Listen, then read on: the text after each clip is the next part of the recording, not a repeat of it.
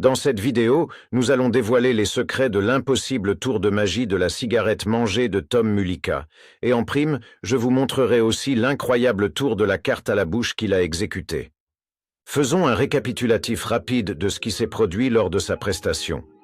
Dans l'une des performances qu'il a le plus partagées en ligne, il a débuté en étalant un jeu de cartes, demandant à une volontaire d'en sélectionner une, de la signer, puis de la lui restituer. Après un mélange, il lui a dit de choisir un nombre entre 1 et 52, affirmant avec assurance que sa carte apparaîtrait exactement à cette position.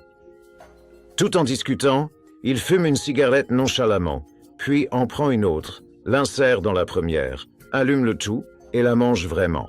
Il a pris une troisième cigarette, l'a léchée, l'a mise dans sa bouche et a continué à les empiler jusqu'à en avoir 4 entassées. Alors, avec une aisance déconcertante, il les a retirées, a rallumé chacune d'elles, les a toutes les 4 avalées en une seule fois et a persévéré, allant jusqu'à 8 et a finalement réussi à fumer 12 cigarettes simultanément. Il a ensuite avalé des mouchoirs, fourré les 12 cigarettes allumées dans sa bouche, les a mâchées et a tout avalé jusqu'à ce qu'il n'y ait plus rien du tout dans sa bouche. Après cela, il a demandé à la volontaire de compter jusqu'au nombre qu'elle avait sélectionné, mais sa carte ne s'est pas manifestée dans le jeu. Sans perdre un instant, Tom a eu un haut le cœur et lentement, une carte à jouer pliée a commencé à sortir du fond de sa bouche. Lorsqu'il l'a délicatement dépliée, il était évident que c'était sa carte signée qui se trouvait là. Après avoir vu cette performance, une question primordiale vient à l'esprit de tous. A-t-il vraiment ingéré une multitude de cigarettes allumées sans se causer de brûlures à la gorge ou en interne? Certains pourraient penser qu'il l'a vraiment fait, mais la majorité dirait que c'est une ingénieuse illusion. Mais même en admettant qu'il les ait avalées, le corps humain est-il capable de digérer des cigarettes en toute sécurité? Nous savons déjà que les cigarettes sont nocives, même lorsqu'elles sont consommées de manière conventionnelle. Il est donc assez évident que tenter de les ingérer ne se terminerait favorablement pour quiconque. En toute logique, il est plus sensé de penser qu'il s'agit d'un tour où il cache probablement les cigarettes dans sa bouche un court instant, puis les recrache discrètement derrière la table quand personne ne regarde. Mais c'est là que ça se complique. Les cigarettes sont réellement allumées. Même s'il utilisait de fausses cigarettes non toxiques, avec uniquement la couche extérieure en combustion, les cendres et la chaleur seraient suffisamment intenses pour blesser les tissus mous à l'intérieur de la bouche. Et il ne s'agit pas d'une ou deux cigarettes. On parle d'un total de 12 cigarettes entièrement allumées, toutes entassées en même temps. Il n'y a aucun moyen réaliste de garder autant de cigarettes cachées dans sa bouche tout en parlant naturellement avec quelqu'un pendant le numéro. Le signe le plus flagrant serait la fumée visiblement s'échappant, ce qui trahirait instantanément tout. Le vrai secret, lui, est lié à la façon astucieuse dont il utilise des mouchoirs dans sa performance. Utiliser un mouchoir en guise de distraction n'est assurément pas une première pour un magicien. Voyez la fameuse disparition de l'anneau de Tony Clark. Durant ce tour, il serre simplement l'anneau entre son pouce et son index droit, le mouchoir agissant alors comme un leurre astucieux. Quand sa main s'approche du bord de la table, il se débarrasse nonchalamment de l'anneau derrière elle et personne ne le remarque. Tom utilise une tactique très similaire, se servant une fois de plus de mouchoirs pour détourner l'attention du public. Le moment clé survient quand il offre, en plaisantant, un mouchoir à la volontaire, simulant de lui en faire goûter. Si vous observez attentivement, au moment où sa main gauche se tend vers l'avant, sa main droite s'empare prestement d'un autre mouchoir, s'en servant habilement pour dissimuler et expulser discrètement les cigarettes de sa bouche dans sa paume.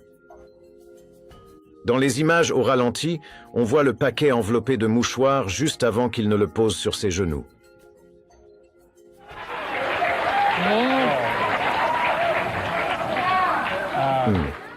Il répète exactement le même mouvement dans son émission télévisée, où il parvient à se débarrasser secrètement de la boule de mouchoirs remplie de cigarettes derrière la table, juste à ce moment du numéro. Au début du tour, lorsqu'il met chaque cigarette dans sa bouche, vous remarquerez qu'il les positionne soigneusement avec le bout allumé vers l'extérieur, loin de sa gorge. Pendant qu'il les aligne sur sa langue, il pousse également sa langue vers l'arrière de sa bouche. Cela dégage de l'espace et empêche les cigarettes de s'appuyer contre l'intérieur de sa bouche, tout en les maintenant solidement calées derrière ses dents. Même avec toute cette précision, le tour reste dangereux si on ne l'a pas beaucoup pratiqué. Et honnêtement, je vous déconseille fortement de tenter l'expérience, car vous risquez fort de vous brûler la bouche. Mais pour des artistes comme Tom, ou même quelqu'un comme David Blaine, prendre des risques extrêmes pour le sens du spectacle est tout à fait normal. Donc, bien que le numéro de Tom ait ses dangers, il repose aussi sur une stratégie intelligente qui aide à réduire les risques de blessures graves.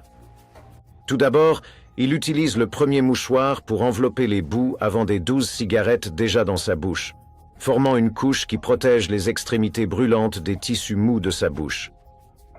Ensuite, il prend un second mouchoir, qu'il enroule autour de la partie arrière de la première couche, englobant ainsi les cigarettes dans un paquet protecteur. On peut même l'entrevoir en pleine action, faisant pivoter ce paquet enveloppé de mouchoirs à l'intérieur de sa bouche pour le placer exactement comme il le souhaite. À ce moment-là, les cigarettes sont relativement en sécurité dans les couches de mouchoirs. Et il commence à mâcher fermement pour compresser la boule, la rendant plus petite et plus facile à empalmer plus tard. Il enveloppe ensuite l'ensemble avec un troisième mouchoir. Cette couche additionnelle est indispensable, car lorsqu'il souffle par la bouche, cela introduit de l'oxygène frais, lequel ravive momentanément les braises rougeoyantes des cigarettes. Cette courte réactivation fait légèrement consumer le tissu et le rend plus fin, ce qui amincit sa couche protectrice. Mais il le fait exprès pour montrer au public que les cigarettes brûlent toujours, donnant l'illusion qu'il les consomme vraiment alors qu'elles sont allumées. Donc, d'une certaine manière, il mâche vraiment les cigarettes, mais il ne les avale pas. Au lieu de ça, il les écrase autant que possible en utilisant une pression forte et délibérée de sa mâchoire. À présent, le tour de carte. Comment la carte est-elle arrivée dans sa bouche ? Si on revient au tout début du numéro, juste après qu'il a pris la carte signée du volontaire, vous remarquerez qu'il fait un mélange américain qui l'aide en fait à contrôler où va la carte. Voici la méthode. Le volontaire place sa carte sur la moitié inférieure du jeu, puis Tom pose le paquet supérieur dessus, tout en maintenant secrètement une cassure au petit doigt à cet endroit précis. Juste après, il soulève le paquet supérieur à partir de la cassure et commence un mélange américain, réarrangeant subtilement les cartes pour que la carte signée se retrouve sur le dessus du jeu. Une fois que sa carte est sur le dessus, il enchaîne avec un autre mélange américain. Mais cette fois, quand il retire la partie supérieure, il utilise ce qu'on appelle la technique de la force glissée, ce qui lui permet de garder la carte bloquée en haut, même si on a l'impression que le jeu est mélangé. Ensuite, nous constatons une coupure dans la vidéo. Subitement, le paquet est soigneusement égalisé et à plein sur la table devant elle. Pendant cette brève coupe franche, il a utilisé un tour de passe-passe appelé le pliage de carte Mercury, qui lui permet de plier secrètement la carte signée directement dans sa main. La carte pliée est ensuite discrètement glissée sur ses genoux sans attirer l'attention. Alors, comment la carte passe-t-elle de ses genoux à sa bouche ? Observez ce moment clé. Agissez maintenant, oups, ou taisez-vous à jamais.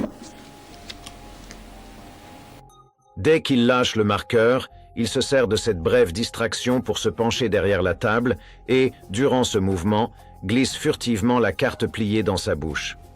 C'est pourquoi, si vous regardez bien, vous pouvez apercevoir une bosse dans sa joue juste après qu'il soit revenu de ce bref passage derrière la table.